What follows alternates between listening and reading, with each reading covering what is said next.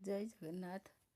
आपण मैंने जानिथिबे श्रीक्षेत्र निर्माल्य प्रथा केबे सृष्टि हैला।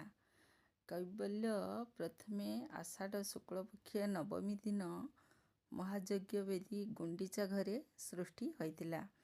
तेणु गुंडीचा जात्रे प्रभु आसी गुंडीचा घर आड़प मंडपरे विजे बेले नवमी तिथि नवमी दर्शन कले भगत मोक्ष लाभ करे। प्रसाद जगाग्नि द्वारा पाक करा जाई जंत्र उपरे रखा जाए। सबुठारु श्रेष्ठ मंत्र अर्थात मंत्रराज नृसिंह मंत्र रे संस्कार करा जाई गोविंद को नैवेद्य करा जाए। नृसिंह मंत्र रे संस्कार होइथिबा ओ गोविंद को नैवेद्य भावे अर्पण परे पुनः भैरवी चक्र रे मंत्रित होई विमल को समर्पित हुए। यहा परे निर्माल्य खलारे सुखाई कैवल्य बा निर्माल्य होइथाए।